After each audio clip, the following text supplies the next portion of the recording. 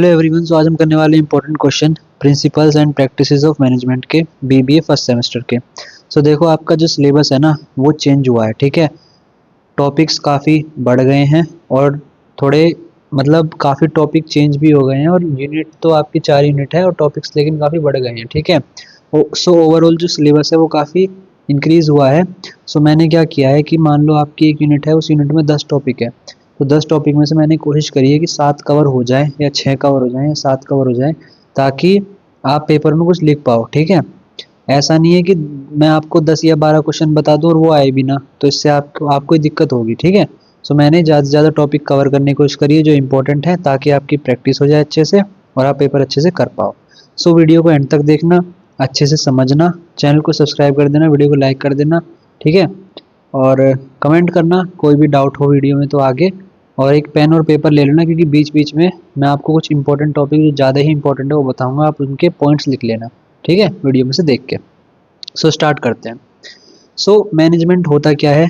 Management is the process of planning, organizing, directing and controlling resources, man, money, material and machine to achieve organisational goal. देखो, management एक ऐसा ऐसा process होता है जिसमें हम प्लान करते हैं, चीज़ों को ऑर्गेनाइज करते हैं, डायरेक्ट करते हैं और कंट्रोल करते हैं, पैसे को, रिसोर्सेज को, लोगों को, काम को, सारे को, ताकि हम ऑर्गेनाइजेशनल के गोल अचीव कर सकें इफेक्टिवली एंड एफिशिएंटली, ठीक है।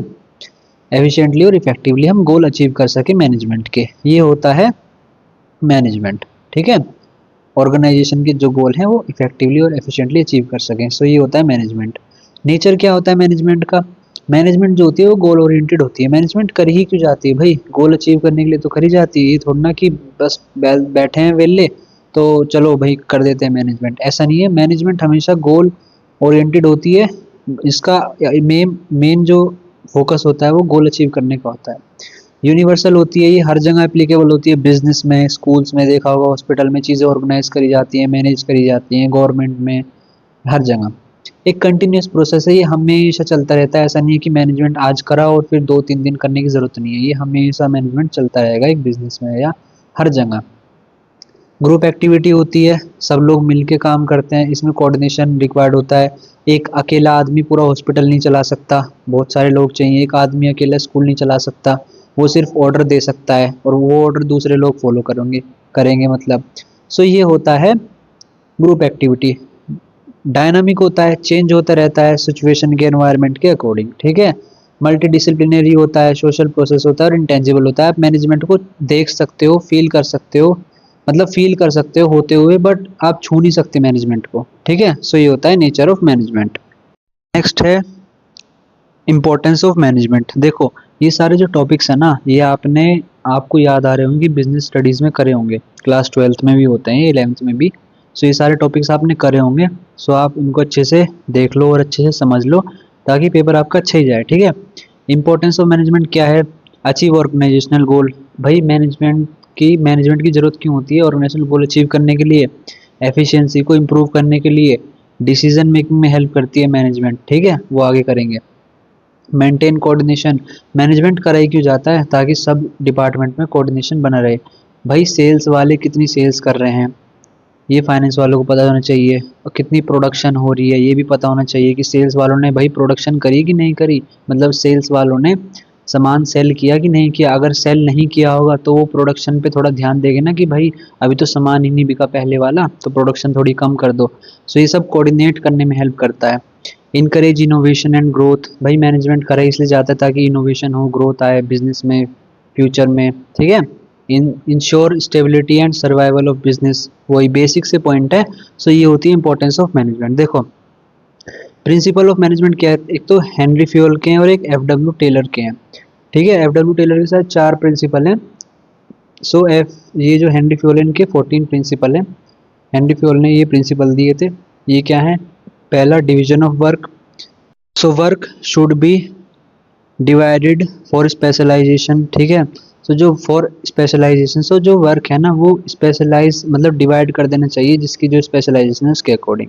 अथॉरिटी एंड रिस्पॉन्सिबिलिटी होना चाहिए कि भाई अथॉरिटी मस्ट मैच रिस्पॉन्सिबिलिटी, जिसको अथॉरिटी दी है उसको रिस्पॉन्सिबिलिटी भी दोनों की मैच होनी चाहिए।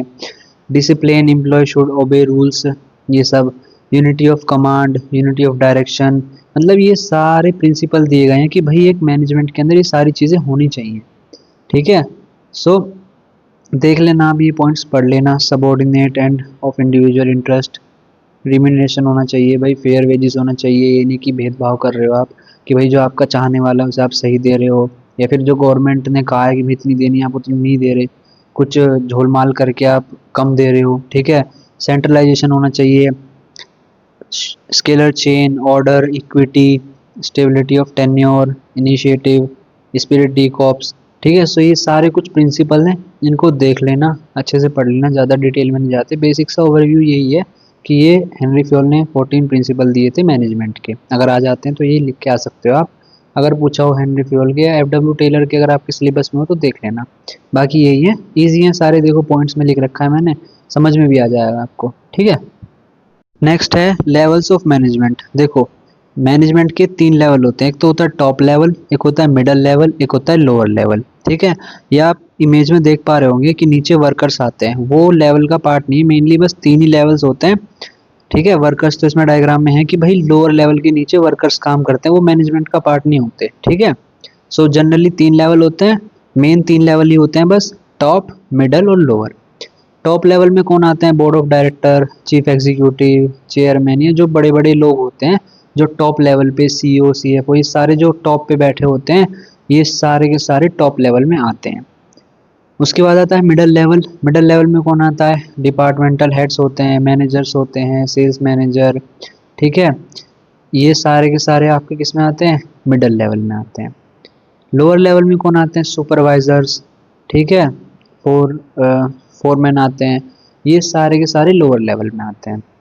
ये तो समझ में आ गया, और भी आप देख सकते हो बहुत सारे नाम, बहुत सारे लेवल्स, बहुत सारे मतलब वो होती हैं, पोजीशंस होती हैं जो आती हैं इनमें, ये देख लेना, बाकी बेसिक्स ही यही है। ठीक है, फंक्शन क्या होता है, टॉप लेवल जो होता है ना वो पॉलिसी बनाता है। आप खुद सोचो, जो सबसे ऊपर है मैनेजमेंट में, वो क्या करेगा, पूरी कंपनी कैसे चलानी है, क्या रूल्स रेगुलेशन होंगे, ये सारे के सारे वो करते हैं।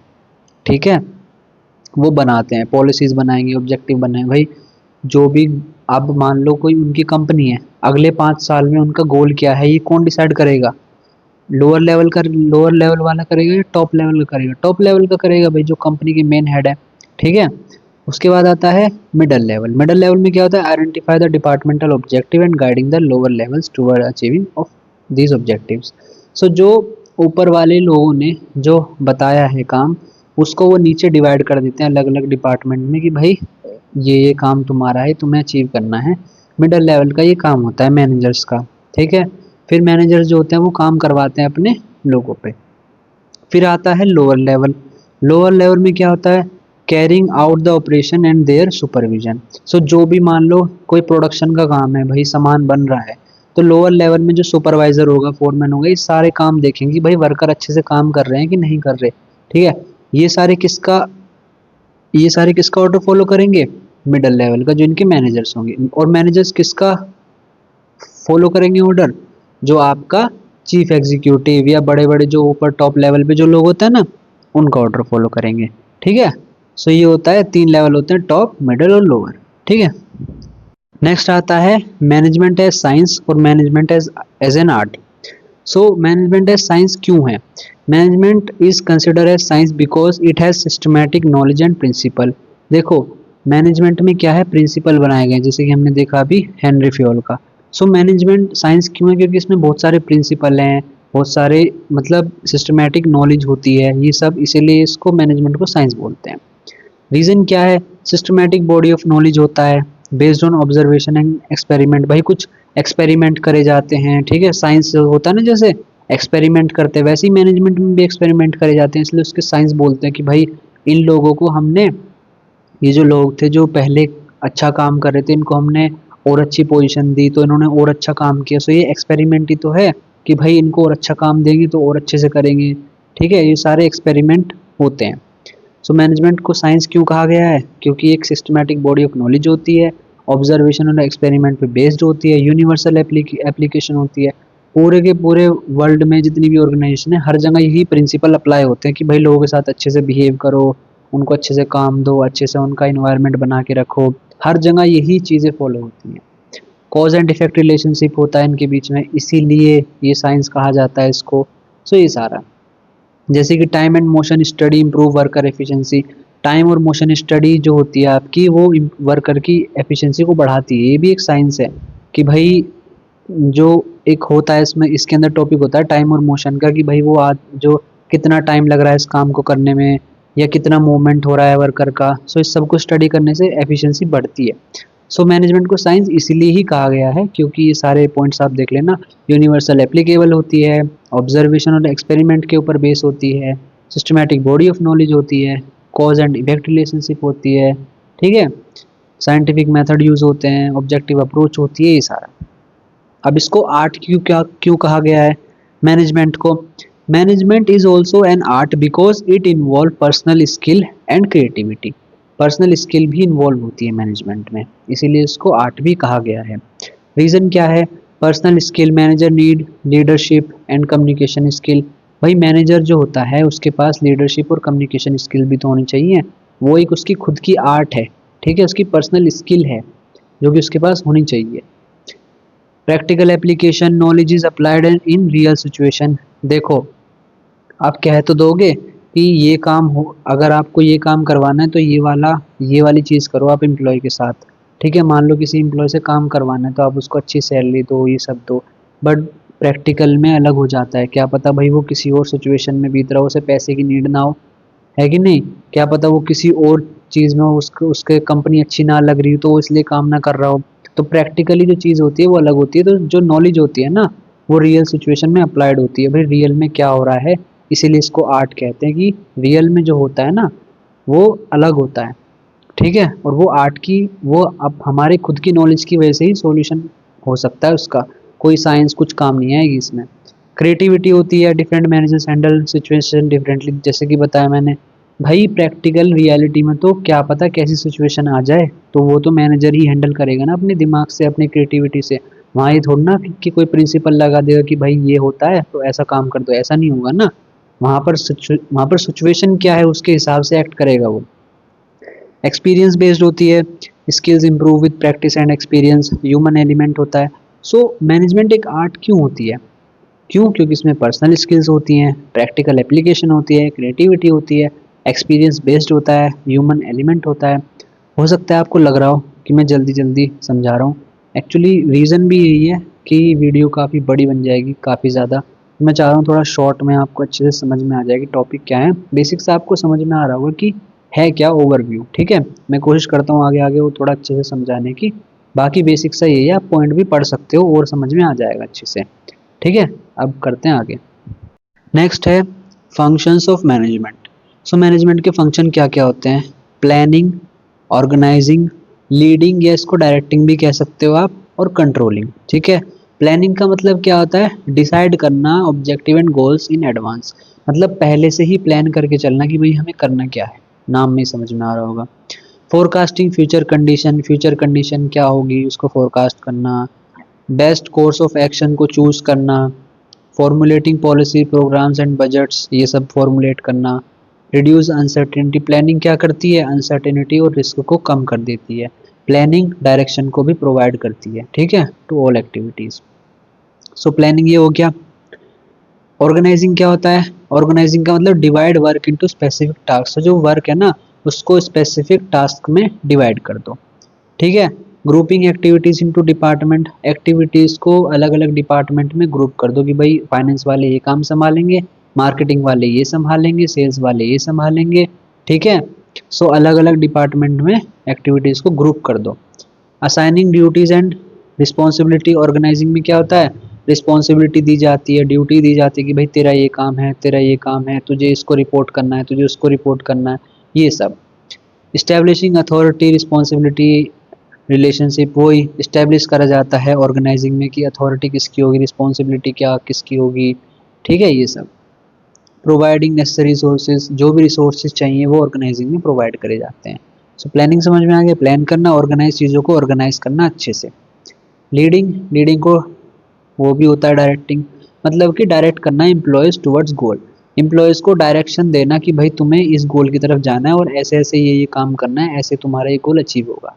डायरेक्शन प्रोवाइड करना। डायरेक्टिंग में, ठीक है, या आप इसको लीडिंग भी कह सकते हो। Motivating employees to perform better, motivate करना एम्प्लॉय को ताकि वो अच्छे से परफॉर्मेंस उनकी अच्छी हो। Effective communication with workers, direct leading में क्या होता है, इफेक्टिव कम्युनिकेशन करना होता है वर्कर्स के साथ कि भाई हर किसी को उसका काम समझ में आ जाए, ये नहीं कि कोई किसी ने कुछ गलत सुन लिया तो वो उसने कुछ गलत ही काम कर दिया, ऐसा नहीं। सुपरवाइजिंग एम्प्लॉय एक्टिविटी, लीडिंग में हम क्या करते हैं, सुपरवाइज करते हैं लोगों की भाई कौन क्या काम कर रहा है, सही कर रहा है कि नहीं कर रहा है। सो ये होता है बेसिक सा लीडिंग। फोर्थ है कंट्रोलिंग। कंट्रोलिंग मतलब setting performance standards, performance standard को सेट करना कि भाई मुझे ना ऐसे रंग की कुर्सी चाहिए, ऐसी इसकी क्वालिटी होनी चाहिए कि अगर मैं 2 आदमी भी खड़े कर दूं तो भी ये टूटनी नहीं चाहिए। सो पहले से ही कर दिया ना कि ऐसी परफॉर्मेंस चाहिए मुझे, जब तुम कुर्सी बना रहे हो ना, ये कंपनी में कुर्सी बन रही है, ऐसी कुर्सी चाहिए। सो परफॉर्मेंस स्टैंडर्ड को पहले से ही सेट कर देना। उसके बाद मेजरिंग एक्चुअल परफॉर्मेंस की भाई जब कंट्रोलिंग में क्या करा, परफॉर्मेंस स्टैंडर्ड सेट कर दिया, अब उसको मेजर करना कि भाई क्या एक्चुअली में तुमने अचीव किया है, क्या जो जो हमने पहले डिसाइड किया था कि ऐसी कुर्सी बनेगी क्या वो बनी है नहीं बनी है, ये सब देखना, कंट्रोल करना। कंपेयरिंग एक्चुअल रिजल्ट, वही कंपेयर करना कि भाई जो हमने पहले डिसाइड करा था वो हुआ कि नहीं हुआ, और अगर कुछ दिक्कत रह गई है, कुछ डेविएशन कुछ गैप आ गए हैं तो उसको करेक्ट करने के एक्शन लेना, ठीक है, ये होता है कंट्रोलिंग। कि भाई वो कुर्सी खराब बन गई थी, उसमें कुछ प्लास्टिक में कुछ दिक्कत आ गई थी, तो हमने अब उसको करेक्ट करने के कुछ मेथड लिए कि भाई मशीन में ये चेंजेस ला दो तो आपका सही हो जाएगा। सो ये होता है बेसिक सा कंट्रोलिंग, ठीक है। नेक्स्ट है टाइप्स ऑफ प्लान। देखो प्लान होते हैं 3 टाइप के, स्ट्रेटेजिक, टैक्टिकल्स, ऑपरेशनल। सो स्ट्रेटेजिक प्लान जो होते हैं ये टॉप लेवल के द्वारा बनाए जाते हैं, ये जनरली लॉन्ग टर्म के लिए होते हैं, इनका मेन कंसेप्ट जो होता है वो लॉन्ग टर्म के लिए होता है। जो टॉप लेवल पे बैठा होता है ना मैनेजमेंट, वो हमेशा लंबे समय के लिए सोचता है, 4 साल के लिए, 5 साल के लिए, अगले 2 साल के लिए, 1 साल के लिए, लंबी ग्रोथ सोचता है। लंबे जो डिसीजन होते हैं ना लॉन्ग टर्म में जो अचीव करने होते हैं उनको देखता है वो टॉप लेवल। सो स्ट्रेटेजिक प्लान क्या होते हैं, जो टॉप लेवल बनाती है, ये जनरली लॉन्ग टर्म के लिए होते हैं। इन प्लान्स में पूरी ऑर्गेनाइजेशन कवर हो जाती है, ठीक है। Decide overall direction and mission, कि भाई हमारा डायरेक्शन क्या होगी, हमारा ऑर्गेनाइजेशन का मिशन क्या होगा, ये सब। Involve high risk and uncertainty, strategic plan में बहुत ज़्यादा हाई रिस्क होता है और अनसर्टिनिटी भी बहुत होती है, ठीक है, ये सब। एग्जाम्पल जैसे कि a company plans to enter international market in 5 years, ये कंपनी ने ये सोचा कि हम अगले 5 साल में इंटरनेशनल मार्केट्स में जाएंगे। अब ये बताओ कोई मैनेजर या कोई वर्कर या कोई सुपरवाइजर ये प्लान सोचेगा कि हम मैं अपनी कंपनी को अगले 5 साल में मार्केट में लेके जाऊंगा, नहीं। ये कौन सोचेगा, जो टॉप लेवल मैनेजमेंट है। सो स्ट्रेटेजिक प्लान्स कौन बनाते हैं, टॉप लेवल मैनेजमेंट।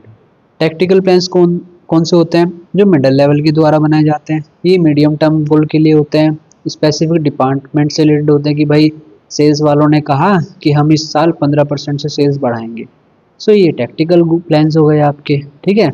कम रिस्की होता है, क्यों, क्योंकि एक डिपार्टमेंट से रिलेटेड है, भाई अगर 15% सेल्स ना हुई, 10% होगी, कौन सा कुछ हो जाएगा, ठीक है, ये सब। सो ये क्या हो गया, ये टैक्टिकल प्लान्स हो गए। ऑपरेशनल प्लान कौन से होते हैं, जो कि लोअर मैनेजमेंट के द्वारा बनाए जाते हैं, ये बहुत शॉर्ट टर्म के लिए होते हैं, ये डे टू डे ऑपरेशंस भी हो सकते हैं कि भाई कल को सारे वर्कर को बुलाना है और ये काम करवाना है, ये एक ऑपरेशनल प्लान हो गया, भाई कल को सारे वर्कर को बुलाना है और इस मशीन को बाहर रखवा के इसकी सर्विस करवानी है, ये भी एक ऑपरेशनल प्लान हो गया, छोटा सा प्लान हो गया, 1 दिन का हो गया, 2 दिन का हो गया, शॉर्ट टर्म एक्टिविटीज़ के लिए जो प्लान्स होते हैं वो ऑपरेशनल प्लान्स होते हैं। एग्जाम्पल देख लो, supervisor prepares a daily work schedule, जो सुपरवाइजर होता है कि वर्कर्स के लिए डेली शेड्यूल बनाता है, बस ये हो गया ऑपरेशनल प्लान्स, वही टॉप मिडल और लोअर लेवल का, ठीक है। नेक्स्ट है decision making. Decision making is the process of selecting the best alternative from available option to achieve organisational goal. So organisational goal achieve करने के लिए जो भी कुछ बहुत सारे अल्टरनेटिव होते हैं उसमें से किसी एक को सेलेक्ट करना। जैसे कि मैं आपका एक एग्जांपल लेके समझाता हूँ कुछ ऑर्गेनाइजेशन से बाहर का। सपोज आपको 5 जगह जाना है घूमने के लिए, ठीक है। आपके घर वालों ने कहा कि भाई 5 में से हम सिर्फ 2 जगह जाएंगे या 1 जगह जाएंगे। सो अब आपको क्या करना है, उन 5 जगह में से किसी एक को चूज करना है, ठीक है। सबसे बेस्ट जगह जो आपको घूमने है, एक तो आपको बहुत सारी चीज़ देखनी पड़ेगी कि भाई कहाँ जाना आसान रहेगा, कहाँ जल्दी जा सकते हैं, कहाँ पर कितना खर्चा होगा, कहाँ पर क्या क्या चीज़ें घूमने के लिए, अगर किसी जगह पे कम चीज़ें घूमने के लिए आप उसको हटा दोगे कि भाई यहाँ जाना है क्यों, जब 2-3 चीज़ें देख पाएंगे, ऐसी जगह जाओगे जहाँ ज़्यादा चीज़ें देख पाएँ, ठीक है। सो सबसे बेस्ट जगह जो घूमने के लिए आप चूज़ करोगे वो होता है डिसीजन मेकिंग। ऑर्गेनाइजेशन में भी यही होता है कि भाई हमें 4-5 प्लान हैं, हमें 4-5 तरीके हैं हमारे पास सेल्स करने के, या तो कस्टमर को डिस्काउंट दे दो, या कस्टमर को क्या कहते हैं ऑफर दे दो, कुछ प्राइस कम कर दो, या मार्केटिंग कर दो खतरनाक वाली, या किसी बड़े सेलिब्रिटी से सेल्स करवा दो, ठीक है, कुछ ऐड बनवा दो। सो इनमें से सबसे बेस्ट कौन सा रहेगा काम करवाने के लिए, ऐसा कुछ प्लान चूज करना सेल्स करवाने के लिए, ये होता है डिसीजन मेकिंग। डिसीजन मेकिंग में स्टेप्स क्या होते हैं, आइडेंटिफाई करना कि भाई समस्या क्या है, जैसे कि आपका जो प्लान था उसमें समस्या क्या थी कि भाई एक ही जगह जाना है घूमने के लिए, आपकी प्रॉब्लम है, ठीक है। जितनी भी इंफॉर्मेशन है, फिर सेकंड पॉइंट क्या है, कलेक्शन ऑफ रेलिवेंट इंफॉर्मेशन, जितनी भी ज़रूरी इंफॉर्मेशन है उसको कलेक्ट करना। फिर डेवलपमेंट ऑफ अल्टरनेटिव सॉल्यूशन, कि भाई उस जगह जाने के लिए क्या क्या तरीके हो सकते हैं उस गोल को अचीव करने के लिए, ठीक है। जैसे कि आइडेंटिफिकेशन ऑफ प्रॉब्लम, एक बार और समझाता हूँ मैं थोड़ा सा, कि आपको घूमने जाना था, ठीक है, यही प्रॉब्लम है कि आपको घूमने जाना है।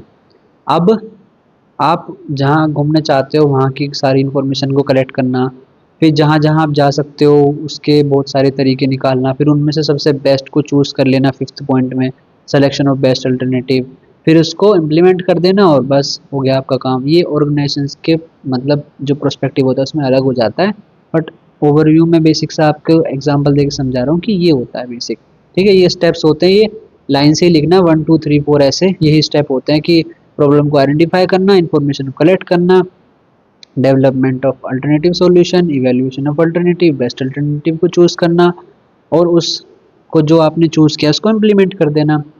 इंपॉर्टेंस ऑफ डिसीजन मेकिंग क्या होती है, भाई डिसीजन मेकिंग करते क्यों है, helps in achieving organization objective, वही improve efficiency and effectiveness, reduce uncertainty and risk, facilitate planning and control, ensure proper use of resources। आपको पॉइंट से ही समझ में आ रहा होगा है क्या, इसीलिए एकदम शॉर्ट, एकदम ब्रीफ, छोटे से पॉइंट लिखे एकदम सिंपल लैंग्वेज में, ताकि देखते ही समझ में आ जाए, ठीक है। सो ये होता है इंपॉर्टेंस ऑफ डिसीजन मेकिंग, ठीक है।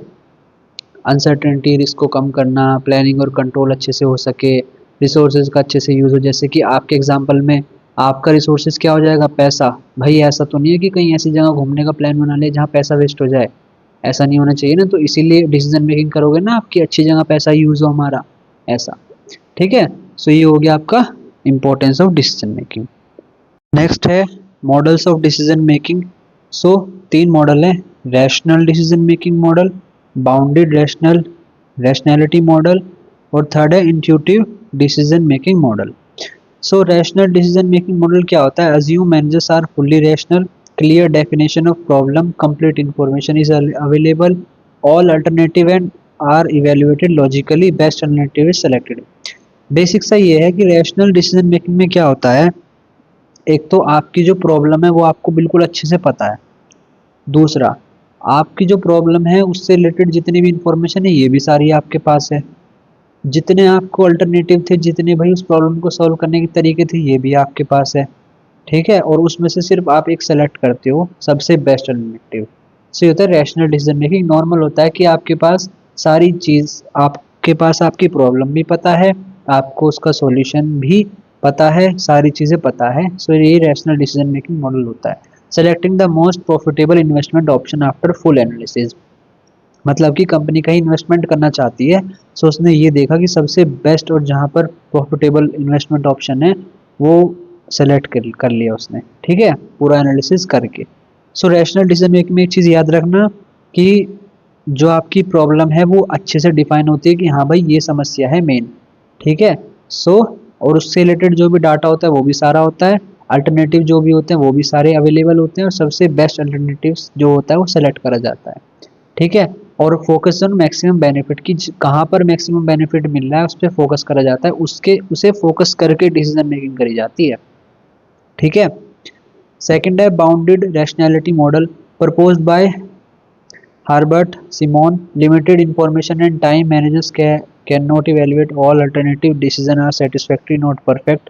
Use experience and judgment, practical and realistic approach, choosing a supplier based on available information and past experience। देखो बाउंडेड रैशनैलिटी में क्या होता है कि एक तो बहुत कम समय होता है, बहुत कम समय में आपको कोई डिसीजन करना है, ठीक है। सो उसके लिए आपको अपना नॉलेज और एक्सपीरियंस भी अप्लाई करना पड़ेगा। अब मान लो आपको सेलेक्ट करना था अपनी कंपनी के लिए, भाई कानून ने ये कहा है कि आपकी कंपनी में ये पर्सन होना चाहिए, ये लीगल एडवाइज़र होना चाहिए। अब उन्होंने कहा कि आपका अगर लीगल एडवाइज़र छोड़ के गया तो आपको 1 दिन के अंदर तुरंत लाना पड़ेगा। अब आप खुद सोचो कि एक तो 1 दिन में लाना पड़ेगा, ऊपर से उसे भाई इतने सारे लीगल एडवाइज़र्स होंगे कंपनी के लिए। अब उन्हें मान लो 50-100 लोगों ने अप्लाई किया, उसमें से एक चूज़ करना है, बहुत मुश्किल है ना। हर एक को देख नहीं सकते, हर एक का डाटा नहीं देखा जा सकता 1 दिन में ही। सो बाउंड्री रैशनैलिटी में क्या होगा कि जो वो है बंदा, वो जो मैनेजर है वो डिसीजन किस बेस पे लेगा कि भाई एक तो मुझे जल्दी डिसीजन लेना है फटाफट, तो वो सारे अल्टरनेटिव ना देख के 3-4 लोगों में से किसी एक को सेलेक्ट कर लेगा अपनी नॉलेज और एक्सपीरियंस के बेस पे कि भाई इसको ये पता है तो इतना काम तो हमारा हो ही जाएगा। सो ये होता है, ठीक है। रैशनल डिसीजन मेकिंग मॉडल में याद रखना सारी इंफॉर्मेशन, सारी प्रॉब्लम, सब कुछ होता है, लेकिन बाउंडेड में ऐसा नहीं होता। बाउंडेड में एक तो टाइम भी कम होता है, इन्फॉर्मेशन भी कम अवेलेबल होती है, अच्छे से प्रॉब्लम का पता भी नहीं होता, और जो प्रॉब्लम होती है ना वो सेटिस्फाई करने के लायक होती है, नहीं एकदम बेस्ट कि भाई सॉल्यूशन मिल ही गया एकदम परफेक्ट, नहीं कि भाई सेटिस्फाई हो जाए, काम चल जाए बस, इतनी डिसीजन मेकिंग करी जाती है। थर्ड है intuitive decision making model based on experience and instincts used in uncertain situation. कोई वही पहले वाले में तो सारी इन्फॉर्मेशन अवेलेबल थी, दूसरे में थोड़ी कम इन्फॉर्मेशन अवेलेबल थी, तीसरे में तो भाई बिल्कुल टाइम ही नहीं है। कुछ काम एकदम से कंपनी के अंदर कुछ लड़ाई हो गई, झगड़ा हो गया मैनेजर के बीच में, तुरंत डिसीजन ले लिया उसने कि भाई तू बाहर जा, या तुझे मैंने निकाल दिया, तुरंत डिसीजन मेकिंग कर दी। या कुछ एकदम से प्रॉब्लम आ गई, कुछ वर्कर्स थे उन्होंने एकदम से कुछ स्ट्राइक कर दी, उनको हैंडल करना, एकदम से हैंडल करना पड़ेगा ना, वरना फैक्ट्री में काम रुक जाएगा। सो इंट्यूटिव डिसीजन मेकिंग मॉडल क्या होता है, एकदम से फटाफट काम करना, अपने एक्सपीरियंस और इंस्टिंक्ट्स के बेस पे डिसीजन लेना कि भाई तुरंत डिसीजन लेना पड़ेगा वरना काम खराब हो जाएगा, ठीक है। नेक्स्ट है types of organization structure. So 4 types हैं, line organization, functional, line and staff organization, divisional organization. So line organization क्या होता है, ओल्डेस्ट है, सिंपलेस्ट है ऑर्गेनाइजेशन, टॉप से बॉटम। अथॉरिटी जो फॉलो होती है टॉप से बॉटम के लिए, each employee has one superior, ठीक है। Example small manufacturing unit with owner. देखो कोई स्मॉल मैन्युफैक्चरिंग यूनिट है, ठीक है, कुछ कप बनाती है सपोज, तो एक तो उसका मालिक होगा, एक सुपरवाइजर होगा, एक वर्कर होगा। मालिक ने सुपरवाइजर को बताया, सुपरवाइजर ने वर्कर को बता दिया, छुट्टी। टॉप से बॉटम काम आ गया भाई, ओनर ने सुपरवाइजर को, सुपरवाइजर ने वर्कर को, हो गया काम। ये होता है लाइन ऑर्गेनाइजेशन जहाँ पर अथॉरिटी फॉलो फ्लोज होती है टॉप से लेके बॉटम। फंक्शनल क्या हो गया, organization divide on the basis of function, कि भाई specialist head each function, employee में receive order from more than one boss, promote specialization, better efficiency. Example जैसे कि प्रोडक्शन डिपार्टमेंट का मैनेजर अलग हो गया, मार्केटिंग का अलग हो गया, फाइनेंस का अलग हो गया। भाई प्रोडक्शन का काम अलग है, उसका फंक्शन अलग है, तो उसका मैनेजर भी अलग बना दिया। मार्केटिंग में अलग काम होता है, उसका मैनेजर अलग बना दिया। फाइनेंस में अलग होता है, उसका मैनेजर अलग बना दिया, ठीक है। Line and staff organisation, combination of line and और फंक्शनल ऑर्गेनाइजेशन, इसमें दोनों का कॉम्बिनेशन यूज करा जाता है, लाइन और फंक्शनल का, ठीक है। Line managers have decision authority, staff manager act as advisers, ठीक है। Reduce burden on line managers, expert advice, जैसे कि example HR and legal advisers assisting production managers, ठीक है। सो एचआर और लीगल एडवाइजर्स असिस्ट कर रहे हैं भाई प्रोडक्शन मैनेजर को कि तुझे इतना काम करना है, दोनों मिलके, ठीक है। सो ये हो गया लाइन एंड स्टाफ, ठीक है, जहाँ पर line managers have decision authority और staff manager act as advisers, ठीक है, ये हो गया। फोर्थ है divisional organization, organization divide on the basis of product, region, market, each division work on separate unit. So जो ऑर्गेनाइजेशन होती है वो डिवाइड कर दी जाती है अलग अलग काम के लिए। जैसे कि एक कंपनी है, ठीक है, उसके पास इलेक्ट्रॉनिक का सामान भी बेचती है, वो एफएमसीजी भी बेचती है, आपके फास्ट मूवेबल गुड्स भी बेचती है, कंज्यूमर गुड्स। सो अब उसने क्या किया, इलेक्ट्रॉनिक्स का डिपार्टमेंट अलग कर दिया और एफएमसीजी का अलग कर दिया कि भाई उसके उस डिपार्टमेंट में अलग काम होगा, उसमें अलग काम होगा। इससे क्या होगा, परफॉर्मेंस भी आराम से इवेल्युएट हो पाएगी। भाई इलेक्ट्रॉनिक वालों ने कितना काम किया है वो अलग लिखा जाएगा, एफएमसीजी वालों ने कितना किया उनका अलग लिखा जाएगा। सो डिविजनल में क्या करते हैं, ऑर्गेनाइजेशन को प्रोडक्ट या रीजन या मार्केट के बेस पे डिवाइड कर देते हैं ताकि सारा काम आसान हो सके। सो ये होता है 4 ऑर्गेनाइजेशनल स्ट्रक्चर। नेक्स्ट है अथॉरिटी, रिस्पॉन्सिबिलिटी और डेलीगेशन। अथॉरिटी क्या होती है? Authority is the right to give order. भाई आपके पास अथॉरिटी है कि आप किसी को भी हुक्म दे सकते हो, आप राजा हो, ठीक है, ये हो गया आपकी अथॉरिटी। अथॉरिटी के कैरेक्टरिस्टिक्स क्या होते हैं? Comes from position not person. भाई अथॉरिटी किसके पास आती है? पोजीशन की वजह से आती है।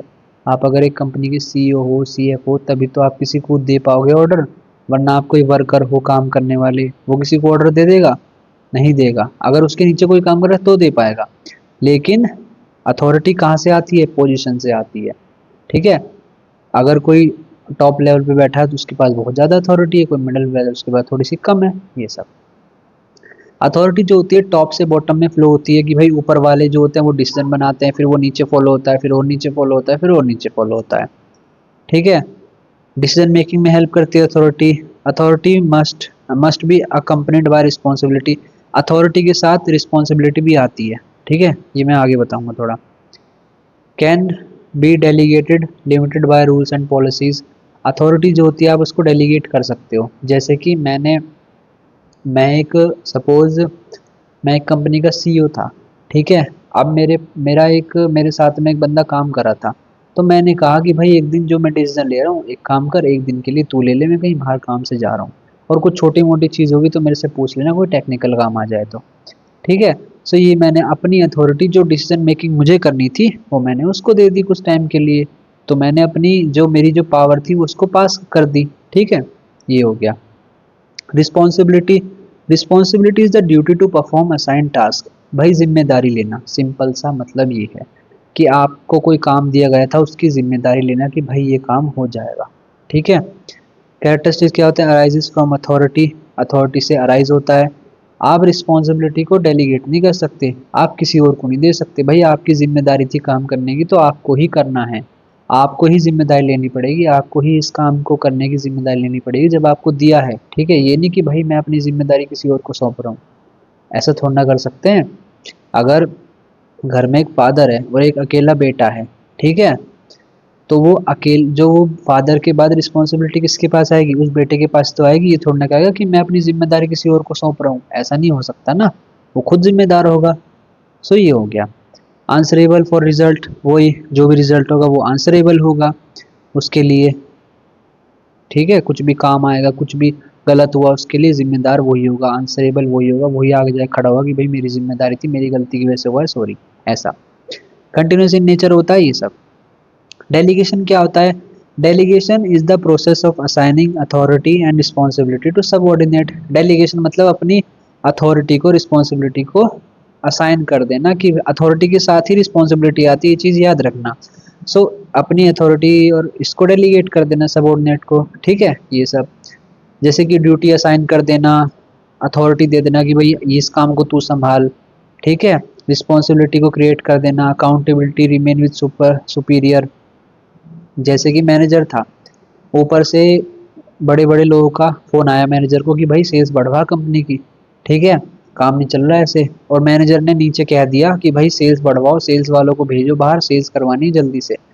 अब सपोज करो सेल्स वालों ने सेल्स नहीं करी, ठीक है, सेल्स वालों ने सेल्स नहीं करी अच्छी, तो जो ऊपर जो चेयरमैन बैठा था या जो भी पर्सन बैठा था, वो मैनेजर को फ़ोन करेगा कि या उस वर्कर को करेगा? वो तो मैनेजर को करेगा ना, मैनेजर जिम्मेदार है, उसको काम दिया था सेल्स बढ़वाने का, ठीक है। सो डेलीगेशन यही होता है कि अथॉरिटी को डेलीगेट कर देना, ठीक है। So accountability remain with superior. Delegation में जो अकाउंटेबिलिटी रहती है वो सुपीरियर के पास ही रहती है। जो वो था ना सेल्स मैनेजर, उसने कह तो दिया कि भाई तुम्हें सेल्स करवानी है, पर बड़े बॉस को तो जवाब वही देगा, उसने तो कहा है कि भाई तुम करवा देना, अपनी अपनी अथॉरिटी उसको डेलीगेट कर दी, ऐसे। एग्जाम्पल क्या है? Manager assign sales target and authority to sales executive. जो सेल्स एग्जीक्यूटिव था, मैनेजर ने सेल्स का टारगेट जो भी था, जो भी काम करवाना था सेल्स में, उसको बता दिया। अब मान लो सेल्स एग्जीक्यूटिव नहीं कर पाया, तो जिम्मेदारी किस पे आएगी? सेल्स एग्जीक्यूटिव पे थोड़ी ना आएगी, मैनेजर पे आएगी, ठीक है। उसने तो काम दिया था, पर जिम्मेदार तो मैनेजर होगा ना कि तूने क्यों नहीं करवाया, ये। सो ये होता है डेलीगेशन बेसिक सा, ठीक है। नेक्स्ट है centralisation versus decentralisation of authority and responsibility. देखो, सेंट्रलाइजेशन मतलब concentration of authority and decision making power at top management. Centralisation मतलब कि जो अथॉरिटी और सब कुछ डिसीजन मेकिंग पावर होती है ना, वो सिर्फ टॉप लेवल मैनेजमेंट के पास होती है, टॉप मैनेजमेंट के पास ही होती है। ये होता है सेंट्रलाइजेशन। डिसेंट्रलाइजेशन मतलब कि अपनी अथॉरिटी को दूसरे लोगों में बांट देना। ठीक है, कि भाई मैनेजर था, उसने अपना काम दे दिया कि भाई तू सेल्स करवा, तू इस इलाके की सेल्स संभाल। देखो, जो बड़ी जो बड़ा मालिक था उस कंपनी का, ठीक है, ये सेंट्रलाइजेशन बता रहा हूँ मैं, उसने पूरी कंपनी का डिसीजन मेकिंग संभाला। ठीक है, ये तो सारा काम उसका था, सब कुछ उसका था, ये सेंट्रलाइजेशन हो गया। डिसेंट्रलाइजेशन, उसने क्या कहा कि भाई उसने मैनेजर को फ़ोन करा कि सेल्स करवानी है तुझे। अब मैनेजर, जो मैनेजर जिम्मेदार था वो, मान लो पर्टिकुलर एक सिटी थी, मुंबई का जिम्मेदार था कि पूरी मुंबई में सेल्स करवाने का काम उसका है, मैनेजर का। उस मैनेजर ने क्या किया कि भाई उसने अपने नीचे सेल्स एग्जीक्यूटिव को कह दिया कि भाई इस इलाके में तू करवा, इस इलाके में तू करवा, इस इलाके में तू करा। तो उसने क्या करा, अपनी अथॉरिटी को डेलीगेट कर दिया उन सेल्स एग्जीक्यूटिव को कि भाई तेरा काम है अब इस इलाके का तू संभाल, इस इलाके का तू संभाल।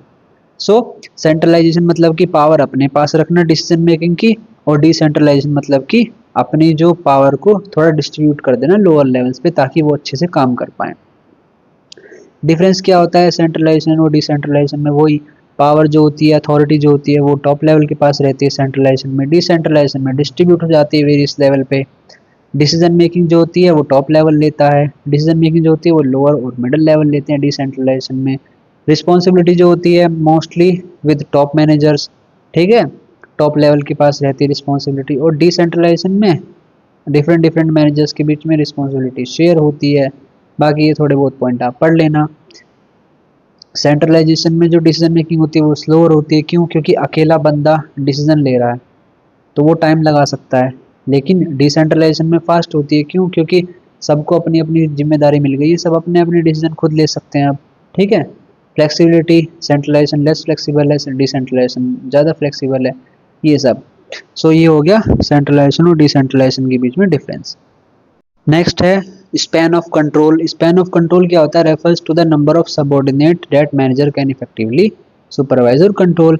स्पैन ऑफ कंट्रोल का मतलब ये है कि एक जो मैनेजर है वो अपने नीचे कितने लोगों को एक बार में कंट्रोल कर सकता है, उनको सुपरवाइज कर सकता है, उनकी देखभाल कर सकता है। ठीक है, एक मैनेजर अगर 10 लोगों को एक बारी में कंट्रोल कर पा रहा है तो उसका स्पैन ऑफ कंट्रोल हो गया कि एक बार में कितने लोग कर पा रहा है। Type types of span control कितने होते हैं? टू टाइप के होते हैं, एक नैरो एक वाइड। नैरो में जनरली 4 लोगों को, एक एक मैनेजर जो होता है वो कुछ ही लोगों को सुपरवाइज कर पाता है। ठीक है, उसको नैरो स्पैन कंट्रोल बोलते हैं। वाइड स्पैन जिसमें एक मैनेजर 15 लोगों को एक ही बार में संभाल रहा है। ठीक है, एक बड़ा मैनेजर है, वो 15 लोगों को काम दे रहा है, 15 लोगों का काम देख रहा है, ये सब संभाल रहा है, वो हो गया वाइड स्पैन कंट्रोल। क्यों भाई? एक ही बार में इतने सारे लोगों को देख रहा है तो उसको वाइड स्पैन बोल दिया। नैरो स्पैन किसको बोल दिया? कि भाई 4 लोगों को संभाल रहा है तो कुछ छोटे लोगों को संभाल रहा है। नैरो स्पैन में क्या होता है? क्लोज सुपरविजन होता है। भाई 4 लोग होते हैं, उनको संभालना कितना ही मुश्किल है, कुछ भी नहीं है। बेटर कंट्रोल हो पाता है काम पे। कम्युनिकेशन जो होता है वो स्लोअर होता है। ठीक है, ये सब। वाइड स्पैन में क्या हो गया? लेस सुपरविजन होता है, भाई ध्यान कम रख पाता है उसका। ठीक है, फास्टर कम्युनिकेशन होता है। क्यों? क्योंकि 15 एम्प्लॉयज होते हैं तो आपस में कोऑर्डिनेट टाइमली कर पाते हैं मैनेजर्स को। ठीक है, suitable for skilled employees, skilled employees के लिए ज़्यादा सुटेबल है वाइड स्पैन। क्यों? क्योंकि सब अपना काम खुद कर पाएंगे अपनी स्किल। अब लेकिन अगर बंदों को काम करना ही नहीं आता तो नैरो स्पैन की जरूरत पड़ेगी ना, मैनेजर को बार बार आके काम बताना पड़ेगा। सो नैरो स्पैन किसके लिए सुटेबल है? जिनको थोड़ा कम काम आता है। वाइड स्पैन किसके लिए सुटेबल है? जिनको अपना काम पता है कैसे करना है, तो उनको इतनी देखभाल की जरूरत भी नहीं है। सो ये हो गया वाइड स्पैन और नैरो स्पैन। नेक्स्ट है रिक्रूटमेंट। रिक्रूटमेंट क्या होता है और इसका प्रोसेस। सिलेक्शन इसका क्या होता है? सिलेक्शन उसका प्रोसेस। सो रिक्रूटमेंट क्या होता है? Recruitment is the process of searching for and attracting suitable candidate. मतलब सर्च करना और कैंडिडेट को अट्रैक्ट करना ताकि वो जॉब के लिए अप्लाई करें। ठीक है, रिक्रूटमेंट का प्रोसेस क्या होता है? मैन पावर प्लानिंग, भाई आइडेंटिफाई करना कि हमें कितने लोगों की ज़रूरत है। ठीक है, उसके बाद सेकंड स्टेप क्या होता है? जॉब एनालिसिस, कि भाई जॉब डिस्क्रिप्शन प्रोवाइड करना कि भाई हमें ये बंदा चाहिए, इतनी स्किल्स होनी चाहिए, इतना एक्सपीरियंस होना चाहिए, इतनी क्वालिफिकेशन होना चाहिए, इस सब को प्रिपेयर कर देना। डिसीजन ऑफ रिक्रूटमेंट सोर्सेज मतलब कि आप कहाँ से उनको एम्प्लॉय को, उन लोगों को जो जॉब सीकर्स हैं उनको लेके आओगे। आप पेपर में ऐड छपवाओगे या अपनी कंपनी के किसी लोगों को बता दो कि भाई आपकी कोई जानकारी में है बंदा ऐसे काम का, तो उसे भेज दो। ये हो गया इंटरनल सोर्स। एक्सटर्नल, मीडिया के थ्रू भाई एडवर्टीजमेंट करवा दी, ठीक है, लिंक्डइन पे डाल दिया ताकि पता चल जाए कि भाई कौन कौन अप्लाई कर रहा है। ये सब ये होता है डिसीजन कि कहाँ से, किस सोर्स से हम लोग बुलाएंगे, कहाँ से वो अप्लाई करेंगे। फोर्थ हो गया सर्चिंग कैंडिडेट्स, एडवर्टाइजिंग वैकेंसीज, वही वैकेंसीज को एडवर्टाइज करना, ठीक है। सॉरी, एक चीज़ बतानी थी, थर्ड में ना डिसीजन में हम ये डिसाइड करते हैं कि हम बाहर से रिक्रूट करेंगे कि अंदर से ही कर लेंगे। जैसे कि हमें एक मैनेजर चाहिए था, ठीक है, मैनेजर चाहिए था। सो हमारी ही कंपनी में एक बंदा है जो अच्छा काम कर रहा है, तो हम उसको मैनेजर की पोजीशन पे प्रमोट कर देंगे। ये तो हो गया इंटरनल रिक्रूटमेंट। एक्सटर्नल क्या हो गया कि भाई बाहर से कोई बंदा हम हायर करेंगे मैनेजर, नया मैनेजर बनाने के लिए। सो ये होता है। सो थर्ड में ना डिसाइड करते हैं कि हम अंदर से ही रिक्रूटमेंट करेंगे या बाहर से करेंगे। उसके बाद हम फोर्थ में क्या करते हैं, कैंडिडेट को सर्च करते हैं, एडवर्टाइज करवाते हैं वैकेंसीज की। थोड़ा गलत बता देते मैंने पहले, ये होता है। फिफ्थ में क्या होता है, रिसीविंग एप्लीकेशन। एप्लीकेशन को रिसीव करते हैं वो कैंडिडेट्स ने जो भी करें अप्लाई। उसके बाद स्क्रीनिंग एप्लीकेशन, जो भी मतलब लोगों क्या करते हैं जिनके पास स्किल्स नहीं होती या कुछ भी नहीं होता उनको वो साइड हटा देते हैं, जो उनके काम के नहीं होते, क्योंकि उन पर फिर टाइम वेस्ट होता है कंपनी का और पैसा भी वेस्ट होता है, तो उनको हटा देते हैं। उसके बाद क्रिएटिंग एप्लीकेंट पूल, फिर वो शॉर्ट लिस्ट कर देते हैं पोटेंशियल कैंडिडेट्स को। मान लो 100 ने अप्लाई किया था, तो 10 में जो पोटेंशियल था उनको शॉर्ट लिस्ट कर लेंगे, उनको एक तरफ रखेंगे। अब उन सबका इंटरव्यू होगा, फिर उसमें से कोई 3-4 सेलेक्ट होंगे। ये होता है रिक्रूटमेंट का पूरा प्रोसेस। आपके सब्जेक्ट में थोड़ा अलग हो सकता है, ठीक है, कोर्स में वो देख लेना, बट जनरली यही होता है। सिलेक्शन प्रोसेस क्या होता है, सिलेक्शन प्रोसेस मतलब कि सबसे सुटेबल कैंडिडेट को सेलेक्ट करना, ठीक है, एप्लीकेंट्स में से। पहला होता है प्रीलिमिनरी इंटरव्यू। इनिशियल स्क्रीनिंग करी जाती है कैंडिडेट्स की, इंटरव्यू लिया जाता है बेसिक सा। एप्लीकेशन फॉर्म कलेक्ट करे जाते हैं उनके, collection of personal and professional details. उसके बाद क्या होता है, उनका सिलेक्शन टेस्ट होता है। देखा होगा आपने, कुछ रिटर्न टेस्ट होते हैं, कुछ एप्टीट्यूड होते हैं, स्किल टेस्ट होते हैं, कुछ ग्रुप इंटरव्यूज भी होते हैं। उसके बाद फोर्थ नंबर पे क्या होगा उनके साथ, एम्प्लॉयमेंट इंटरव्यू होगा। फेस टू फेस कराया जाएगा उनका इंटरव्यू, ठीक है, जो एचआर होगा वो इंटरव्यू लेगा उनका। रेफरेंस चेकिंग मतलब बैकग्राउंड चेक करेंगे कि भाई कोई क्रिमिनल बैकग्राउंड तो नहीं है, किस बैकग्राउंड से आता है ये बंदा, ठीक है, कहाँ किससे बिलोंग करता है, ये सब। मेडिकल एग्जामिनेशन होता है, फिजिकल फिटनेस की, भाई कोई ऐसा तो नहीं है कि कोई उसको बीमारी है कि भाई कंपनी में आते ही वो हो सकता है कि कुछ बाद उसकी तबीयत खराब हो जाए, कोई बड़ी सीरियस बीमारी ना हो, फिर तो कुछ हायर करने का मतलब नहीं है, भाई जाके अपना चेकअप ही करा लो। फाइनल सिलेक्शन हो जाता है, फिर डिसीजन बाय मैनेजमेंट। उसके बाद अपॉइंटमेंट लेटर मिल जाता है, issuing job offer. So job offer मिल जाता है फिर उस बंदे को, ये होता है सिलेक्शन प्रोसेस, ठीक है। नेक्स्ट है डायरेक्टिंग। डायरेक्टिंग क्या होता है, जैसे कि मैंने बताया, गाइड करना, सुपरवाइज करना, पहले बताया ना, गाइड करना, सुपरवाइज करना, मोटिवेट करना अपने एम्प्लॉयज़ को, ताकि ऑर्गेनाइजेशनल गोल अचीव हो सके, ठीक है, ये होता है डायरेक्टिंग। इसको लीडिंग भी बोलते हैं, ठीक है। Directing is the managerial function that initiates action by guiding, supervising, motivating and leading employees to achieve organizational goal। Nature क्या होता है, इनिशिएट एक्शन, डायरेक्टिंग करी जाती है ताकि काम करवाया जा सके, जो प्लान उन्होंने बनाया है वो एक्चुअल वर्क में कन्वर्ट हो सके, कोई एम्प्लॉय बैठा था उसको काम पे लगाया जा सके, डायरेक्ट करा जा सके। डायरेक्टिंग एक कंटिन्यूस प्रोसेस होता है। डायरेक्टिंग में हम ह्यूमन जनरली, डायरेक्टिंग क्या होता है, ह्यूमन ओरिएंटेड होता है, इसमें लोगों के साथ डील करा जाता है, ठीक है। आप कोई मशीन खड़ी हुई है, आप उसको थोड़ा ना बताओगे कि जाके ये काम कर, ठीक है, आप किसी आदमी को बताओगे कि मशीन पे ये काम कर। उसके बाद आता है pervasive function required in all organisation, भाई हर जगह ये रिक्वायर्ड होता है। Flow from top to bottom, top से बॉटम में फ्लो होता है डायरेक्शन, ठीक है, मतलब ऊपर वाले जो टॉप पे बैठे हैं वो गाइड करेंगे नीचे वालों को, फिर नीचे वाले आगे करेंगे, फिर वो आगे करेंगे, ऐसा। डायनामिक इन नेचर, डायरेक्टिंग जो होती है वो चेंज होती रहती है सिचुएशन के हिसाब से, जहाँ जैसी ज़रूरत होती है वैसे वो एम्प्लॉय को गाइड कर जाता है। कुछ एम्प्लॉय होते हैं लातों के भूत होते हैं, बातों से नहीं मानते तो उनको लात से मार मार के वो समझाते हैं, ऐसा। ठीक है, सो ये होता है डायरेक्टिंग। सो नेक्स्ट है आपकी कुछ थ्योरीज हैं लीडरशिप की। सो फर्स्ट है बिहेवियरल लीडरशिप थ्योरी। सो इसमें क्या होता है, this theory focuses on what leaders do not on their traits. इस पे ये देखते हैं कि भाई जो लीडर है वो कर क्या रहा है, ये नहीं देखते कि उसके अंदर की स्किल्स क्या है, कि वो भाई कितना जानता है कितने जानता है, वो ये देखते हैं कि भाई काम क्या कर रहा है, एक्शन क्या कर रहा है, वो बिहेवियर कैसा है उसका, वो एक्शन कैसा करवा रहा है। ठीक है, इसमें ना बिहेवियर थ्योरी में जो लीडरशिप होती है ना वो बिहेवियर और एक्शन पे ओरिएंटेड होती है, बेस्ड होती है। Emphasis task-oriented and people-oriented behavior. Leaders can be trained and developed. Ignore inborn traits of leaders. Focuses on leadership style, not personality. So उसकी लीडरशिप स्टाइल भी देखते हैं कि वो लीड कैसे कर रहा है, ये नहीं देखते कि उसकी पर्सनैलिटी कैसी है, वो भाई सही सबको सही गाइड कर पा रहा है कि नहीं कर पा रहा है, तो भाई वो अच्छा लीडर है। ठीक है, अगर मान लो एक बंदा है उसके पास थोड़ी कम स्किल्स हैं, चलेगा, लेकिन अगर वो लोगों को अच्छे से समझा पा रहा है, काम करवा पा रहा है, तो क्या दिक्कत है फिर उसे रखने में। ठीक है, ये होता है। Example, a manager who guides work clearly and also support employ. वो ये जो मैनेजर गाइड करता है वर्क क्लियरली और सपोर्ट भी करता है एम्प्लॉयज़ को। ठीक है, बिहेवियर के हिसाब से। सो लीडरशिप जो होती है इसमें बिहेवियर एक्शन के ऊपर बेस्ड होती है। ठीक है, उस बंदे के अंदर ये नहीं देखते वो अंदर से कि वो अंदर से कैसा है, कि भाई उसके पास बोलने की अच्छी कम्युनिकेशन स्किल है कि नहीं है, बस ये देखते हैं कि वो कर क्या रहा है, वो काम सही से करवा पा रहा है कि नहीं कर पा रहा। नेक्स्ट है contingency theory, contingency leadership theory. इसमें क्या होता है, this theory state that no single leadership style is best for all situation. देखो इसमें बेसिक सा क्या है कि अगर एम्प्लॉय जो हैं वो थोड़े काम करने में दिक्कत कर रहे हैं तो उनके साथ थोड़ा स्ट्रिक्ट लीडरशिप स्टाइल फॉलो करना पड़ेगा, थोड़ा स्ट्रिक्ट रहना पड़ेगा उनके साथ।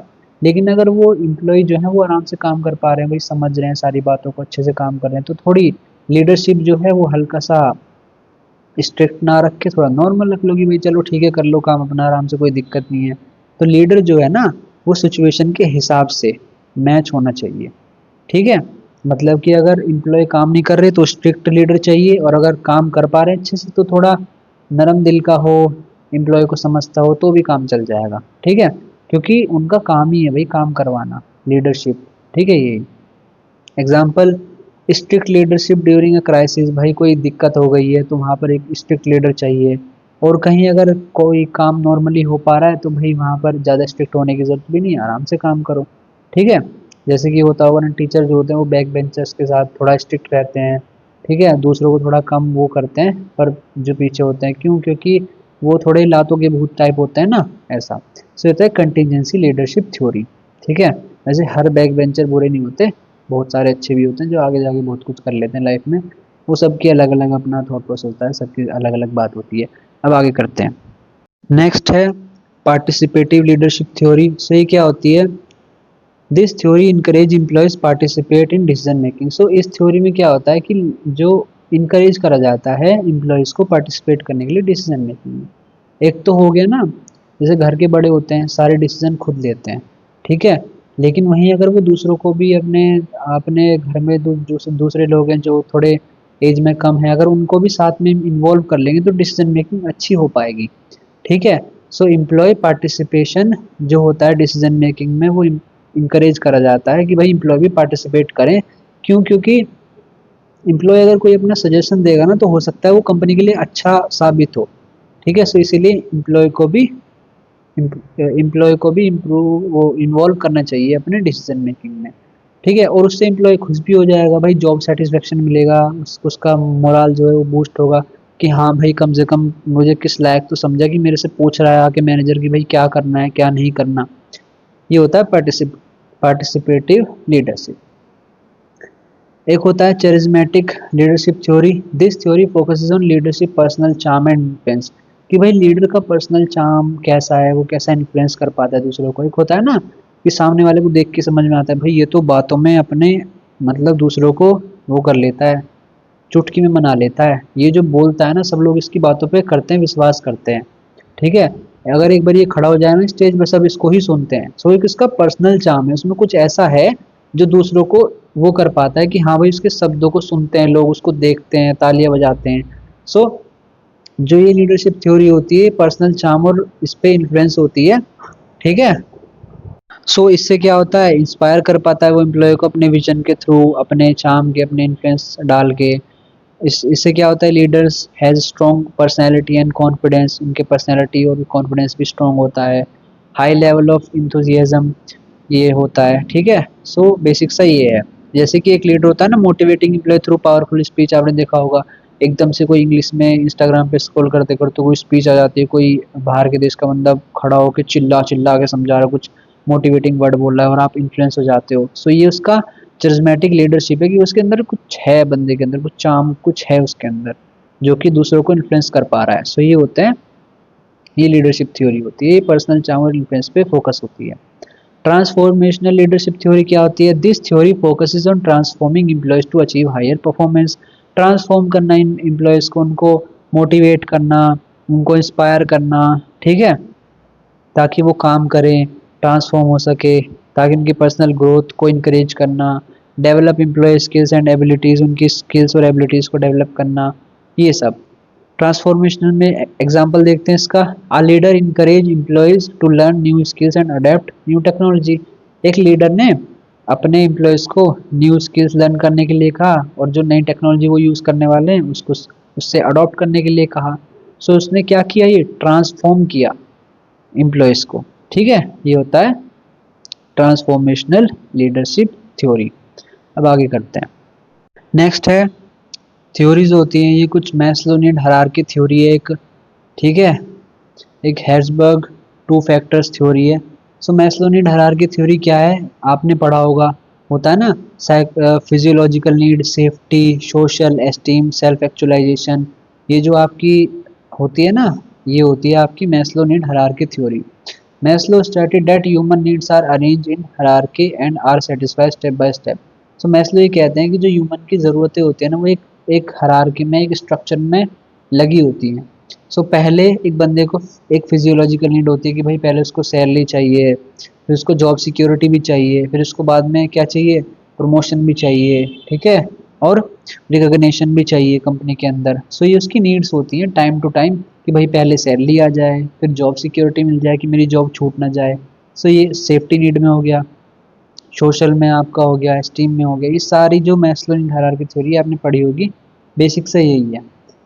उसके बाद आता है हेर्ज़बर्ग टू फैक्टर थ्योरी। इसमें क्या होता है, दो फैक्टर्स होते हैं जो मोटिवेशन जो अफेक्ट करते हैं। पहला हाइजीन और मोटिवेटर्स। हाइजीन क्या होता है, hygiene factors prevent dissatisfaction, motivators create satisfaction. जैसे कि salary, policy, working condition are hygiene factors, और achievement, recognition, growth are motivators. ये होते हैं। एक बंदे के लिए ये दो फैक्टर्स इंपॉर्टेंट होते हैं, हाइजीन और मोटिवेटर्स, ठीक है। हाइजीन फैक्टर्स भी होने चाहिए, उसको अच्छी सैलरी भी मिलनी चाहिए, पॉलिसी भी होनी चाहिए, अच्छी वर्किंग कंडीशन भी अच्छी होनी चाहिए, तो एम्प्लॉय खुश रहेगा। और अगर वो मोटिवेट रहेगा, उसको अचीवमेंट मिलते रहेंगे, उसको मेडल मिलेगा, सर्टिफिकेट मिलेगा, तो वो और भी खुश रहेगा। ये उसके लिए मोटिवेटर्स का काम करेंगे, तो वो कंपनी में अच्छा काम करेगा, ठीक है। ये होते हैं हेर्ज़बर्ग टू फैक्टर थ्योरी। ये कुछ हाइजीन और मोटिवेटर्स दो फैक्टर्स होते हैं जो एम्प्लॉय की परफॉर्मेंस को ओवरऑल इम्पैक्ट करते हैं, ठीक है। नेक्स्ट है मैकग्रॉगर मोटिवेशन थ्योरी। ये मोटिवेशन थ्योरी में दो फैक्टर्स होते हैं, एक थ्योरी एक्स, एक थ्योरी वाई। इसमें दो थ्योरीज दी गई हैं, इन्होंने दो थ्योरी दी हैं, थ्योरी एक्स और थ्योरी वाई, ठीक है, मैकग्रॉगर्स ने। थ्योरी एक्स क्या कहती है कि जो एम्प्लॉय है ना, वो काम पसंद नहीं करते, ठीक है, उनको क्लोज सुपरविजन की ज़रूरत है। वो रिस्पॉन्सिबिलिटी को अवॉइड करते हैं कि भाई हम जिम्मेदारी नहीं लेना चाहते, हमें कुछ नहीं करना। मैकग्रोवर कहते हैं कि थ्योरी एक्स में जो लोग आते हैं ना, उनको सुपरविजन, बहुत स्ट्रिक्ट कंट्रोल चाहिए होता है, उनको सुपरवाइज करना होता है, एकदम पास से देखना पड़ता है, उनको मोटिवेट जनरली पैसे के थ्रू ही करा जा सकता है, ठीक है, कि भाई आप अच्छा काम करोगे तो हम आपको अच्छे पैसे देंगे, तभी वो मोटिवेट होते हैं। थ्योरी एक्स में ऐसे लोग आते हैं, ऐसे वर्कर्स आते हैं जो ना काम को पसंद करके, ना काम को मतलब पसंद नहीं करते, बस उनको ठल्ली बिठा लो और पैसे दे लो, बस इतना चाहिए उनको, ठीक है। और उनको क्लोज सुपरविजन भी चाहिए, भाई काम करने के लिए उनकी पास कोई खड़ा होना चाहिए तभी काम करेंगे वो, वरना नहीं करते, वरना एक तरफ बैठे रहेंगे चाहे कोई कुछ ही कर ले। सो थ्योरी एक्स में ऐसे लोग आते हैं, और इन लोगों को मोटिवेट करने के लिए पैसे की रिक्वायरमेंट होती है, तभी ये मोटिवेट होते हैं, और इनमें स्ट्रिक्ट कंट्रोल भी चाहिए होता है।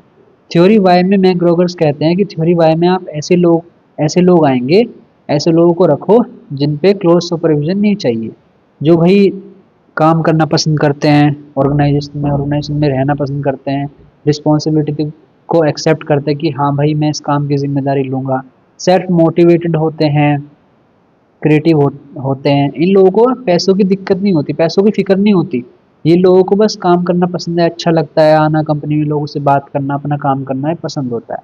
इन लोगों को लीडरशिप स्टाइल जो होता है यहाँ पर डेमोक्रेटिक होता है, मतलब कि जो लीडर होता है ना ज़्यादा स्ट्रिक्ट नहीं होता कि भाई कर लो चलो ठीक है अपने अपने काम कर लो आराम से, ऐसा रहता है थ्योरी वाई में, ठीक है। और इनको सुपरविजन की भी ज़रूरत कम होती है, ठीक है। और मैनेजर जो इनको मोटिवेट कैसे करा जाता है, रिकॉग्निशन देके और ग्रोथ देके, ये पैसों से ज़्यादा मोटिवेट नहीं होते कि भाई हमें पैसों का लालच दे रहा है, ऐसा नहीं, इनको काम करना पसंद है तो ये पैसों से मोटिवेट नहीं होते, ये इनको लाइफ में बहुत कुछ अचीव करना होता है, इसीलिए ये थ्योरी वाई में ऐसे लोग आते हैं। आपको समझ में आ गया। थ्योरी एक्स में जो निठल्ले होते हैं, काम करना पसंद नहीं करते, बस पैसा दे लो उनको फ्री फंड का, बैठे रहेंगे कुछ नहीं करेंगे। और थ्योरी वाई में जो काम को करना पसंद करते हैं, उनको सुपरविजन भी कम करना पड़ता है उनको, ये सब। सो थ्योरी वाई में ऐसे लोग आते हैं। सो ये आपके यूनिट 3 के कुछ टॉपिक्स हैं जो मैंने कवर नहीं करे, वीडियो और ज़्यादा बहुत लंबी हो जाती है और काफ़ी सारे टॉपिक्स हैं। जैसे कि मैंने बताया आपके सिलेबस काफ़ी बढ़ गया है। सो बेसिक्स आप इसमें कंट्रोलिंग को देख लेना अच्छे से, ठीक है, कम्युनिकेशन देख लेना, बस कंट्रोलिंग देख लेना, इसका प्रोसेस क्या होता है ये सब, बाकी बेसिक इजी सा है, ठीक है। सो ये टॉपिक्स मैंने यहाँ पर अलग दे दिए हैं, आप इनको अलग से कर लेना। बाकी मैंने हर एक यूनिट में से ज़्यादा से ज़्यादा टॉपिक कवर करवाए हैं, मुश्किल से हर यूनिट में से एक या दो टॉपिक हैं जो बच जाते हैं, वो थोड़े अलग होते हैं, ज़्यादा मतलब इंपॉर्टेंट नहीं होते, वो भी आ सकते हैं, बट जनरली सारे टॉपिक्स मैंने कवर कराए हैं। ये जो टॉपिक्स हैं यूनिट 3 के हैं, ये जो कुछ रह गए हैं ये आप खुद से कर सकते हो, कर लेना। बाकी अगर आप ये भी करके जाते हो जितना मैंने कराया, अच्छा आप पास तो हो ही जाओगे, ठीक है। बस अच्छे से वही है, समझ के जाना और अच्छे से अपना टॉपिक्स, अपने क्वेश्चंस जो है बना बना के लिख देना, और क्या। नेक्स्ट आता है स्ट्रेटेजिक मैनेजमेंट। क्या होता है strategic management? Is the process of formulating, implementing and evaluating strategies to achieve long term organizational goal. मतलब स्ट्रेटेजीज को इम्प्लीमेंट करना, फॉर्मुलेट करना, इवेल्युएट करना स्ट्रेटेजी को, ठीक है। स्ट्रेटेजी क्या होती है, अगर आप हिंदी में कहो तो रणनीति, ठीक है, ताकि हम ऑर्गेनाइजेशन अपने लॉन्ग टर्म गोल को अचीव कर सके। कॉम्पिटेटिव इन्वायरमेंट में भाई बाहर ना बहुत सारा कंपटीशन है, बाहर अगर कपड़े बनाने वाली एक कंपनी है, कपड़े बेचने वाली एक कंपनी, उसके 50 कॉम्पिटिटर खड़े हैं, ठीक है। सो उसको कोई रणनीति बनानी पड़ेगी उनसे, उनको हराने के लिए। सो स्ट्रेटेजिक मैनेजमेंट क्या होता है, यही होता है प्रोसेस, फॉर्मुलेट, इम्प्लीमेंट और इवेल्युएट करना स्ट्रेटेजीज को, ताकि लॉन्ग टर्म गोल अचीव हो सके और कंपटीशन से वो फाइट कर सकें, ठीक है, कॉम्पिटेटिव इन्वायरमेंट में अचीव कर सकें। नेचर क्या होता है, स्ट्रेटेजी जो होती है वो हमेशा लॉन्ग टर्म ओरिएंटेड होती है। टॉप मैनेजमेंट का फंक्शन होता है, ये सारा जो काम होता है ना स्ट्रेटेजी बनाने का, ये टॉप लेवल करती है। डायनामिक होता है, स्ट्रेटेजी जो होती है, रणनीति जो होती है वो टाइम टू टाइम चेंज करी जाती है जैसी सिचुएशन होती है। ये इसके नेचर है या फीचर कह लो आप स्ट्रेटेजिक मैनेजमेंट के। कंटिन्यूस प्रोसेस होता है ये, गोल ओरिएंटेड होता है, गोल अचीव करना होता है कुछ ना कुछ, कि भाई सेल्स बढ़ानी है या फिर कॉम्पिटिटर को मार्केट से हटाना है, ठीक है, ये होता है। इंटीग्रेटिव होता है, combine different functional areas. Decision making process होता है, इसमें डिसीजन इन्वॉल्व होता है जो बड़े मैनेजमेंट, टॉप लेवल मैनेजमेंट लेता है। सो ये होता है बेसिक से स्ट्रेटेजिक मैनेजमेंट, ठीक है। नेक्स्ट है स्वॉट एनालिसिस। सो ये आपका आ सकता है कि स्वॉट एनालिसिस होता क्या है। सो इसको आप अलग से 4 पेज पे अगर 15 नंबर में आगे कितना अच्छा लिख के आ सकते हो। एक पे स्ट्रेंथ लिख देना एक पेज पे, एक पे वीकनेस, एक पे अपॉर्चुनिटी क्या होती है, एक पे थ्रेट्स क्या होते हैं। सो देखो अगर आपको थोड़ा इमेज में ब्लरी सा दिख रहा होगा, कोई नहीं मैं आपको बोल के बता दूंगा, ये थोड़ा मेरे शब्दों पे ध्यान रखना। बाकी आप इमेज में अगर सही दिख रहा है तो क्या ही दिक्कत है फिर। तो स्वॉट एनालिसिस में स्ट्रेंथ होता है, S for strength, W for weakness, O for opportunity और T for threat. So strength क्या होती है, things your company does well, मतलब ऐसी चीजें जो आपकी कंपनी अच्छे से कर पा रही है उसकी स्ट्रेंथ हो गई। Qualities that separate you from your competitor, ऐसी क्वालिटीज जो आपके कॉम्पिटिटर में नहीं है, आप में है। ये आपकी स्ट्रेंथ हो गई। इंटरनल रिसोर्सेज, जैसे कि आपके पास भाई ऐसे काम करने वाले लोग हैं जो पूरे इंडिया में किसी कंपनी के पास नहीं है, ये तो बहुत बड़ी स्ट्रेंथ हो गई भैया आपकी। आपके पास स्किल्ड वाले लोग हैं, एक नॉलेजेबल स्टाफ है, ये हो गया। फोर्थ पॉइंट क्या हो गया स्ट्रेंथ का? Tangible assets such as intellectual property right, भैया आपने पेटेंट करवा रखे हैं आपके पास, ठीक है, कैपिटल प्रॉपर्टी, टेक्नोलॉजी बहुत अच्छी है, आपकी स्ट्रेंथ हो गई ये सब। वीकनेस क्या होती है? जहाँ पर कंपनी लैग करती है, जहाँ पर कंपनी अच्छे से नहीं कर पा रही है, ठीक है। Things your computer do better than you, वही जो आपके कंप्यूटर अच्छा कर पा रहे हैं आप नहीं कर पा रहे हो, वो आपकी वीकनेस हो गई। रिसोर्सेज लिमिटेशन, भाई आपके पास रिसोर्सेज कम है, दूसरी कंपनी के पास ज़्यादा रिसोर्सेज हैं, ये वीकनेस हो गई आपकी। अनक्लियर यूनिक सेलिंग प्रोपोजिशन, ठीक है, दूसरे के पास कुछ सेलिंग पॉइंट है, अलग ही सेलिंग पॉइंट है, ठीक है, लेकिन आप यूनिक सेलिंग उसके पास प्रोपोजिशन है, आपके पास नहीं है, ठीक है, आप यही नहीं समझ पा रहे आपके सामान को क्या बोल के बेचा जाए, ये होगी वीकनेस। अपॉर्चुनिटी क्या हो गई? Under served market for specific product, ऐसा मार्केट जहाँ जहाँ पर अभी तक आपने सामान बनाना बेचना शुरू नहीं किया, ये अपॉर्चुनिटी होगी फ्यूचर के लिए कि भाई हम आप आज तो हम बड़े लोगों के लिए कपड़े बना रहे हैं, हमने बच्चों के लिए तो बनाए नहीं, ये होगी आपकी अपॉर्चुनिटी। फ्यूअर कॉम्पिटिटर, अगर आपके मार्केट में जहाँ जिस कंपनी में जिस जिस फील्ड में आप काम कर रहे हो, जिस भी इंडस्ट्री में आप काम कर रहे हो उसमें कॉम्पिटिटर कम है, ये भी अपॉर्चुनिटी हो गई आपकी। Emerging need for your product and services, ठीक है, ये हो गया। Press media coverage of your company, भाई आपकी कंपनी को न्यूज़ चैनल ये सब कवरेज देते हैं, ये क्या हो गई आपकी अपॉर्चुनिटी होगी। थ्रेट्स क्या हो गए? इमर्जिंग कॉम्पिटिटर, भाई कॉम्पिटिटर बढ़ते जा रहे हैं, वो आपका थ्रेट हो गया। रेगुलेटरी इन्वायरमेंट में चेंज आ रहा है, भाई गवर्नमेंट कुछ भी रूल्स रेगुलेशन ला देती है और आपकी कंपनी की बैंड बच जाती है, ये भी एक थ्रेट हो गया। नेगेटिव प्रेस मीडिया, भाई न्यूज़ वालों ने कुछ गलत ही छाप दिया उल्टा सीधा, ये भी एक थ्रेट हो गया। चेंजिंग कस्टमर एटीट्यूड, आपकी कंपनी को लेके कस्टमर का एटीट्यूड ही चेंज हो गया, भाई इसको तो सामान खरीदना ही नहीं अब आपकी कंपनी का, ये एक थ्रेट हो गया। सो समझ में आ गया स्ट्रेंथ क्या होती है, वीकनेस क्या होती है कंपनी की, अपॉर्चुनिटी क्या होती है और थ्रेट्स क्या होते हैं, ये सारे होते हैं, आप इसको लिख के आ सकते हो। ये करा क्यों जाता है?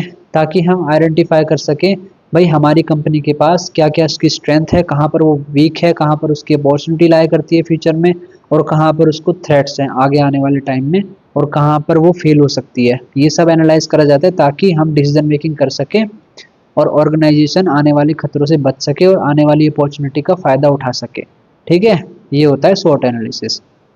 नेक्स्ट है strategy implementation. Strategy implementation is the process putting formulated strategy into action. आपने जो रणनीति आपने अपने कागज पे लिखी थी, अब उसको रियल में इम्प्लीमेंट कर देना, उसको एक्शन में लाना, उसको उस पे काम करना, ये होता है स्ट्रेटजी इम्प्लीमेंटेशन। इसका स्टेप्स क्या होते हैं? सेटिंग शॉर्ट टर्म ऑब्जेक्टिव आपको सेट करना होता है, फॉर्मुलेट पॉलिसी बनानी होती है, एलोकेट आपको पैसा, उस रणनीति में जो आदमी चाहिए, पैसा चाहिए, मटेरियल चाहिए, उस सबको एलोकेट करना। Designing organisational structure, leadership and motivation of employ, leadership करना, मोटिवेट करना एम्प्लॉय को। इफेक्टिव कम्युनिकेशन ऑफ स्ट्रेटजी, आपकी स्ट्रेटजी का कम्युनिकेशन इफेक्टिवली हो। ये होते हैं स्टेप्स स्ट्रेटजी इम्प्लीमेंटेशन के, ठीक है। स्ट्रेटजी इवोल्यूशन क्या होता है? इवैल्यूएशन। स्ट्रेटजी इवैल्यूएशन का मतलब होता है, strategy evaluation is the process of reviewing and assessing strategy performance to ensure objective are achieved. मतलब रिव्यू करना और असेस करना आपकी स्ट्रेटजी को, आपकी रणनीति को देखना कि वो आपका ऑब्जेक्टिव अचीव हुआ कि नहीं हुआ।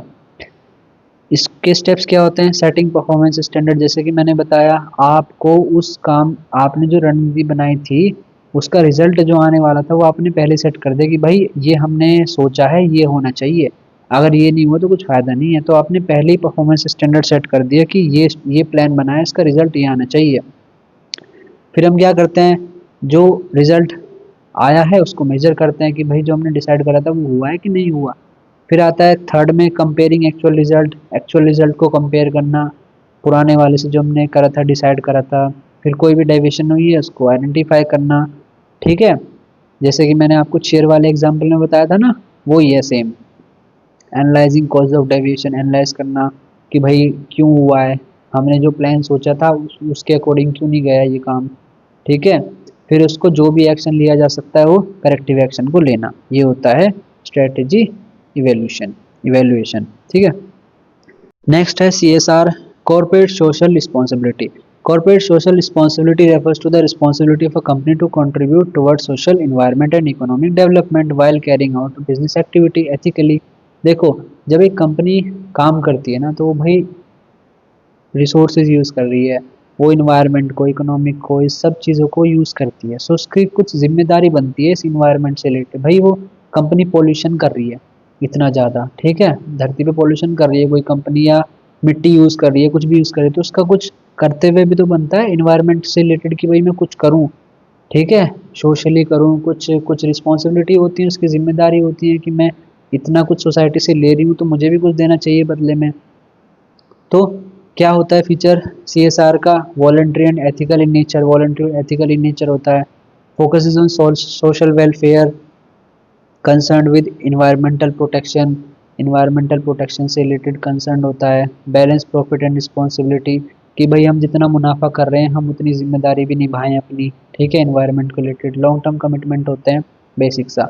ऑब्जेक्टिव क्या होते हैं CSR के? वेलफेयर फॉर सोसाइटी, भाई सोसाइटी के लिए कुछ काम करना। जैसे कि एक कंपनी थी, उसने 2000 लड़कियों के लिए स्कॉलरशिप दे दी कि भाई वो पढ़ पाएंगी, या 2000 बच्चों के लिए जो गरीब बच्चे थे उनके लिए स्कॉलरशिप दे दी ताकि वो पढ़ पाएँ, ये उनका CSR हो गया। उन्होंने पेड़ लगवा दिए, ये उनका CSR हो गया। सो ऑब्जेक्टिव क्या होता है? CSR एक कंपनी करती क्यों है? ताकि वेलफेयर हो सके सोसाइटी का, इन्वायरमेंटल सस्टेनेबिलिटी हो सके, एथिकल बिजनेस प्रैक्टिस हो सके, सोशल एंड इकोनॉमिक डेवलपमेंट हो, गुडविल, अच्छी इमेज बने कंपनी की सबके सामने, और लॉन्ग टर्म ग्रोथ भी हो सके बिजनेस की। क्योंकि अगर अच्छी इमेज बनी रहेगी, जैसे कि टाटा कंपनी है, ठीक है, ये इतनी ज़्यादा काम करते हैं CSR में, कॉर्पोरेट सोशल में बहुत ज़्यादा काम करते हैं, इसीलिए लोग इनका नाम भी लेते हैं, इनके प्रोडक्ट इनका नाम लेके, इनका ब्रांड का नाम लेके खरीदते हैं, ठीक है। ये होता है CSR बेसिक सा, ठीक है।